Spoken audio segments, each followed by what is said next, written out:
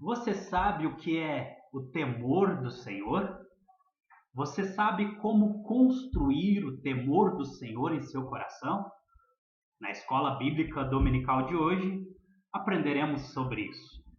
Para isso, eu convido o amado irmão, a amada irmã, a abrir a sua Bíblia em Provérbios, capítulo 9, versículo 10. Assim nos diz o texto sagrado: O temor do Senhor é o princípio da sabedoria, e o conhecimento do santo é a prudência. Se o temor do Senhor é o princípio da sabedoria, precisamos saber o que é sabedoria. Sabedoria, a grosso modo, é viver de forma que agrada a Deus. O texto também diz que antes da sabedoria precisamos ter o temor do Senhor. Ele usa a palavra princípio. O que é princípio? Princípio é o fundamento, é a base. Assim como ao construir uma casa, a primeira coisa a ser feita é a base, é os alicerces. Antes de termos sabedoria, precisamos termos o temor do Senhor. Então a pergunta é bem clara e reverente, é bem clara e importante. O que é temer a Deus? Temos algumas definições de temer a Deus dada por diversos servos de Deus. Uma delas encontramos no livro Homens Sábios, escrito pelo pastor John Crotts. Ele define temer a Deus como sensatez. Ele começa o capítulo 2 de seu livro dizendo que ele aprecia muito a exposição de tigres que acontece no zoológico de Atlanta. E ali ele imagina uma família dentro do habitat dos tigres fazendo um piquenique. A consequência disso é que aquela família em breve viraria o piquenique do tigre. Então ele faz um paralelo com o texto de Salmos, capítulo 14, versículo 1, que o ímpio diz que não há Deus. Assim como para aquela família é insensatez fazer uma refeição onde o animal violento mora, é insensatez para o homem viver como se Deus não existisse. Uma atitude muito importante para vivermos a sabedoria é aprendermos a temer a Deus. E o que é temer a Deus? Uma segunda definição é dada pelo pastor Jerry Bridges em seu livro A Alegria de Temer a Deus. Ele diz que temer a Deus pode ser definido como adoração reverente. E o próprio Jerry Bridges encontra uma dificuldade com a definição dele, pois ele diz que nós banalizamos a palavra adoração. A pessoa diz, eu adoro sorvete, e a mesma pessoa diz, eu adoro a Deus. Obviamente, adorar sorvete e adorar a Deus são duas coisas distintas e completamente diferentes. Mas adorar, temer, esse temer de Jerry Bridges, ele é adorar de forma reverente. Adorar de forma reverente é uma emoção onde a veneração e a admiração se misturam. Neste sentido, adorar se aplica a Deus, mas não se aplica ao sorvete, pois você não tem uma emoção de veneração quando consome um sorvete. Você pode admirar o sabor do sorvete, mas nunca vai venerá-lo. Mas quando se trata do seu relacionamento com Deus, você não apenas admira, como venera, como adora de forma temente ao Deus que criou os céus e a terra. Outra definição de temor é dada pelo pastor Raymond Ortland. Ele diz que o temor, ele define o temor a partir das suas origens. Uma origem é a origem pagã e outra origem é a origem piedosa ou cristã. O temor no coração do pagão, ele é um temor doentio, perverso, repleto de pavor, de medo. É um temor que está recheado de terror e entrelaçado com medo. Ele cita Hebreus capítulo 10, versículo 27, onde o ímpio tem uma certa expectativa horrível do julgamento. Esse terror errado ele vê Deus como um problema. Ele desconfia das ações de amor feitas pelo nosso Deus e ele está ligado ao medo. Ele vê Deus como um problema. Este temor não é o temor bíblico, é um temor pagão. Mas existe o temor que é o temor bíblico. É um temor correto, saudável. É um temor que os filhos de Deus sentem pelo seu Pai Celestial. É um temor piedoso que apenas os verdadeiros cristãos sentem. É um temor que está intimamente ligado com o conforto. Lucas, ao escrever Atos dos Apóstolos, capítulo 9, versículo 31, ele descreve o crescimento da igreja e diz que o povo caminhava no temor do Senhor e no conforto do Espírito Santo. Veja que interessante, numa mesma expressão, Lucas põe temor e conforto, nos mostrando que para o Filho de Deus, o temor a Deus é algo confortável, não é algo que causa medo, dor e nem transtorno, mas é algo confortável. Esse temor a Deus também está vinculado com coragem. Lembra das palavras que Deus disse a Josué quando ele deveria assumir o lugar de liderança que pertencia a Moisés? Ele disse para Josué ser forte e corajoso. Um pouco mais à frente no texto nós vamos ver que ele é ordenado a temer a Deus, guardar os seus mandamentos, a obedecer, ou seja, temor anda intimamente de mãos dadas com coragem. Deus deu uma tarefa muito grande para este servo e ele precisava viver em temor e viver em coragem. O temor também ele anda em harmonia com o amor. O apóstolo João, em 1 João, capítulo 4, versículo 18, ele diz o seguinte: no amor não existe medo. Antes, o perfeito amor lança fora o medo. Ora, o medo produz tormento. Logo, aquele que teme não é aperfeiçoado no amor. Se o amor lança fora o medo, ou seja, quem teme a Deus não tem medo de Deus, anda com Deus, vive com Deus, sente alegria estar com Deus. O ímpio vê Deus como um problema, mas o Filho de Deus vê Deus como a solução para os seus problemas. O verdadeiro temor a Deus nos leva a confiar em Deus. O verdadeiro temor a Deus nos leva a nos arrependermos de nossos pecados e a fugir do mal. Não só do mal, mas da aparência do mal. O temor bíblico, ele pode ser traduzido como reverência, como respeito e admiração numa mistura inseparável.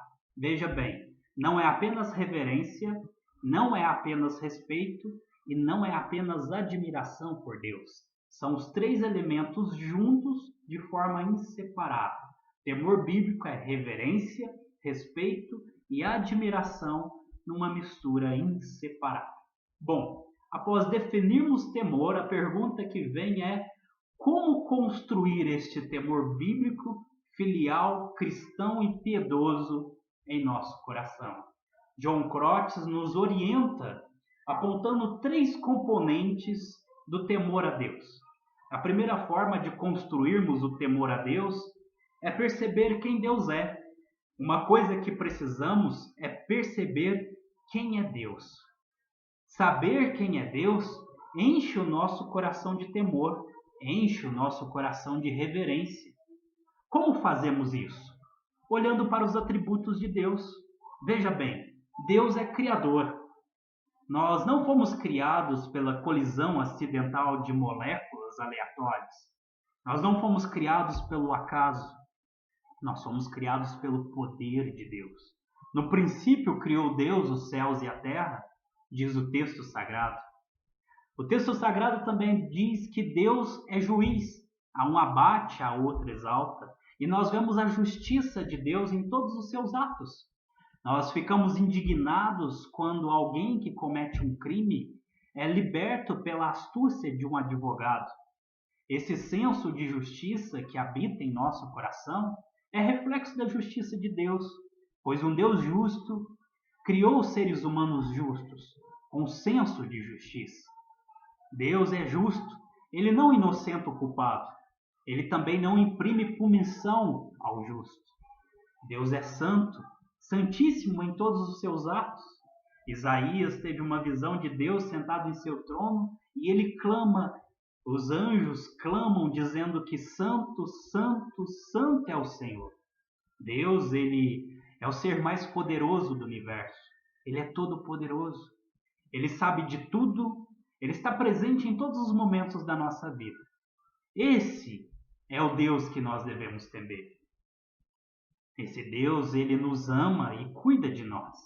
Essas duas ideias, temor e amor, elas se harmonizam de forma perfeita. O reverendo Sinclair Ferguson disse que uma razão pela qual nós sabemos tão pouco sobre o temor filial é que nós não apreciamos o Evangelho. Você conhece o Evangelho? Você conhece a essência do Evangelho? O Evangelho, ele mostra a nossa profunda pecaminosidade, o quão terrível nós somos como seres humanos, mas ele também mostra a grandeza do amor de Cristo. No Evangelho nós vemos a ira de Deus contra o pecado dos homens e sua justa punição por esses pecados. A ira de Deus e a punição pelos nossos pecados ceifaram a vida de Cristo Jesus na cruz, mas também foi na cruz que Deus mostrou a sua misericórdia e bondade, livrando os seus filhos do castigo eterno. A primeira forma de construirmos o temor no nosso coração é sabermos quem Deus é. Deus é santo, justo, criador e bom. A segunda forma de construirmos o temor a Deus em nosso coração é perceber onde Deus está e o que Deus sabe. Deus está em todos os lugares e Ele sabe de tudo. Deus, ele está nos céus. Céus é o lugar de santidade, de pura santidade, onde não há pecados. Mas Deus também está ao nosso lado, todos os dias, até a consumação do século. Saber que Deus está ao nosso lado nos traz alívio quando sofremos. Nos dias de angústias, nos dias de sofrimento, nós nos regozijamos em dizer que Deus está presente. Mas nós esquecemos que Deus está presente em nossa vida quando nós estamos pecando. E o nosso pecado faz o coração de Deus sofrer. Lembrar que Deus está presente em nossa vida deve nos fazer fugir da presença do pecado, deve nos fazer fugir da tentação. Deus é onipresente, Ele está presente em todos os momentos da nossa vida, não só nos momentos ruins, mas também nos momentos bons, não só nos momentos de alegria, não só nos momentos de santidade, mas também nos momentos de tristeza e nos momentos em que pecamos. O que Deus sabe? Deus sabe de tudo. Ele é onisciente. Dos altos céus ele olha para a terra e vê os homens. Ele vê o coração dos homens. Ele contempla as obras dos homens. Muitas pessoas se enveredam em pecados por acreditarem que estão sozinhas. Alguém que vai ver pornografia na internet, ela procura fazer isso em um quarto, em uma sala onde não tem mais ninguém. E por acreditar que ela está sozinha naquele ambiente, ela se delicia com aquele pecado que ofende os olhos santos de Deus. Deus vê o coração dos homens. Deus vê o que os homens fazem no oculto dos seus quartos. Deus vê aonde nós depositamos a nossa confiança. Existe uma tecnologia muito fantástica, que são as câmeras de segurança. Elas observam, elas veem tudo, ou quase tudo, porque elas têm pontos cegos. Há um pequeno espaço que elas não conseguem ver. Se nós compararmos os olhos de Deus com a câmera de segurança, nós vamos ver que o soberano tem uma visão além do alcance, que ele não tem pontos cegos, que ele vê com perfeição. Ele vê tudo e ele vê todos, porque ele é o Todo-Poderoso. Compreender o caráter de Deus, compreender quem Deus é, estar ciente da sua presença, lembrarmos que Deus vê tudo, vai fazer com que nós tenhamos um modo de vida radicalmente diferente. E uma terceira forma de construir o temor a Deus em nosso coração é perceber aquilo que Deus exige de nós. O que Deus exige de nós? O que Deus pede de ti, ó ser humano? Deus pede de ti obediência. A Bíblia, ela mostra quem Deus é, mas ela também mostra o que Deus quer dos seus filhos, o que Deus quer dos seres humanos. A Bíblia mostra que Deus é santo, justo, puro, amoroso e bom, mas ela também mostra que Deus pede obediência dos homens. A vontade de Deus é que os homens sejam obedientes. Salomão, ao escrever Eclesiastes, no resumo final da carta, ele diz: teme a Deus e guarda os seus mandamentos, porque isto é o dever de todos os homens. Aí Eclesiastes, capítulo 12, versículo 13. Veja bem, teme a Deus e guarda os seus mandamentos. Este é o dever, esta é a obrigação, esta é a responsabilidade de todo homem. Temer a Deus e obedecer a Deus. Podemos também citar as palavras de Jesus em João, capítulo 14, versículo 15. Se vocês me amarem, vocês guardarão os meus mandamentos. Quem ama, guarda os mandamentos. Guardar aqui tem sentido de obedecer. Veja como o amor é traduzido como uma ação prática e real no dia a dia. Quem ama Jesus, obedece aquilo que Jesus manda.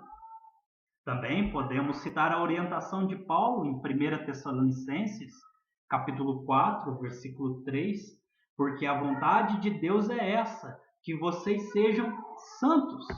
Ou seja, o que Deus exige de nós é que sejamos santos, é que sejamos obedientes.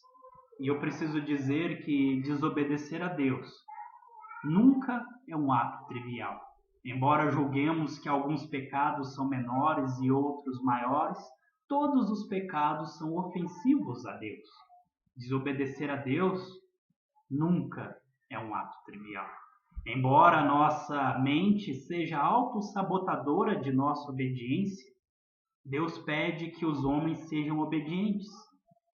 Deus pede que os homens sejam honestos, porque está escrito: não furtarás. Deus pede que os homens falem a verdade, porque está escrito: não dirás falso testemunho. Deus pede que os homens não insultem seus pais, suas mães, que eles honrem seus progenitores, que eles os sustentem quando necessário, porque está escrito: honra teu pai e tua mãe.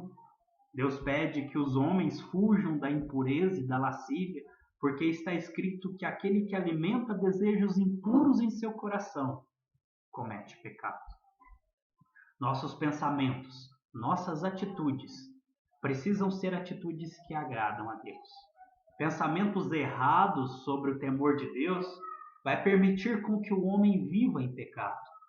Precisamos entender o temor no sentido bíblico da palavra, para vivermos de tal forma que alegremos o coração de Deus.